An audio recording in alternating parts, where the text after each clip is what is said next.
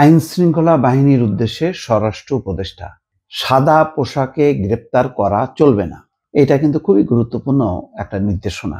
তার মানে বোঝা যাচ্ছে স্বরাষ্ট্র উপদেষ্টা অত্যন্ত সজ্জন মানুষ, জাহাঙ্গীর আলম চৌধুরী। যারা তাকে চেনেন, কাছ থেকে দেখেছেন, অত্যন্ত ভদ্রলোক। তিনি যে একজন জেনারেল, তার আচার আচরণে বোঝা যায় না। খুব সাধারণ মানুষের মতনই, আসলে এমনটাই হওয়া উচিত। মানে কোনো অহমিকা তার মধ্যে নেই, কোনো অহংকার নেই।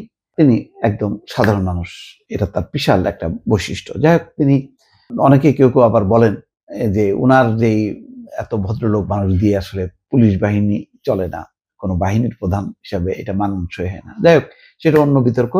কিন্তু অবশ্যই একটা ভদ্রলোক, ভদ্রতা এবং সততা একটা গুরুত্বপূর্ণ বৈশিষ্ট্য।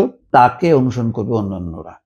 ফলে উনি একটা শিক্ষণীয় বিষয় হিসেবে সামনে, সবার সামনে একটা মডেল হিসেবে হয়তো আছেন। তিনি এখন যেটা করছেন যে পুলিশের সংস্কার নিয়ে কথা বলা হচ্ছে। পুলিশের 15 বছরে যা যা করেছে, এখন পুলিশ সেভাবে করতে পারবে না।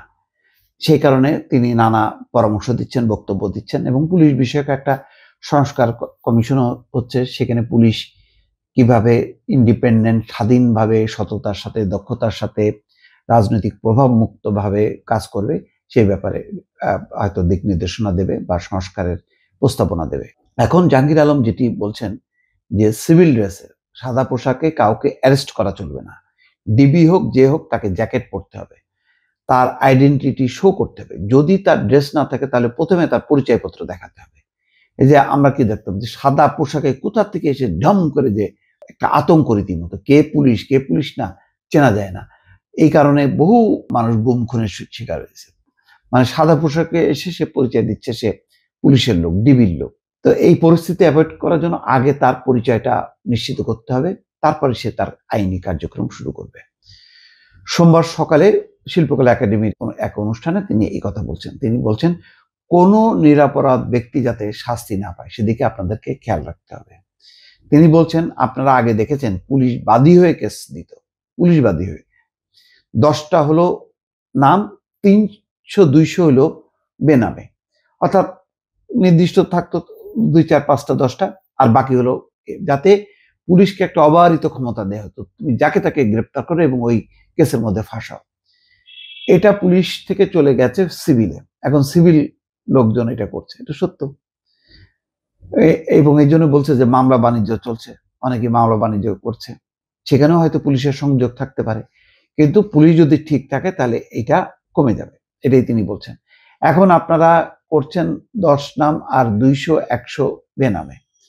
এতে যারা দোষী না, তাদের নাম দিয়ে ইনভেস্টিগেশন করতে ডিফিকাল্ট করছেন।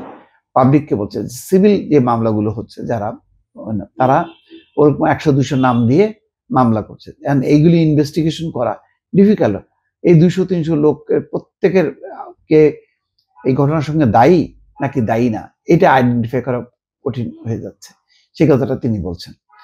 অর্থাৎ পুলিশ এখন আর বাদী হয়ে মামলা করছে না, সিভিল প্রশাসনে যারা আছে, যারা টাউট, বাটপার, বিভিন্ন রাজনৈতিক দলের ছত্রছায়া আছে, তারা এই কাজগুলো করছে। এই কথাটাই জাহাঙ্গীর আলম চৌধুরী বলছেন। আইজি মহোদয়কে নির্দেশনা দিয়েছি, যারা ভুয়া মামলা করবে তাদের বিরুদ্ধে অ্যাকশন নেওয়ার জন্য। ভুয়া মামলাকারীদের কোনো অবস্থায় ছাড় দেওয়া হবে না, সব ভুয়া মামলাকারীদের আইনের আওতায় আনতে হবে। একই সঙ্গে যে দোষী, তিনিও ছাড় পাবেন না বলে জানান স্বরাষ্ট্র উপদেষ্টা। অর্থাৎ পুলিশ যদি যারা ভুয়া মামলা করছে, তাদেরকে যদি আইনের আশ্রয় আনে, তাদেরকে যদি বলে যে তুমি যদি মিথ্যা মামলা করো, তাহলে কিন্তু তোমার খবর আছে, তাহলে এই প্রবণতাটা কমে আসবে। তো সুতরাং পুলিশের এখানে দায়িত্ব আছে, মানুষেরও দায়িত্ব আছে।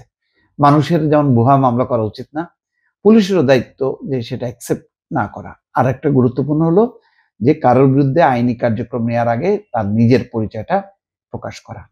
খুব গুরুত্বপূর্ণ নীতি নির্ধারণীমূলক একটি বক্তব্য। দর্শক ভালো থাকবেন, আল্লাহ হাফেজ।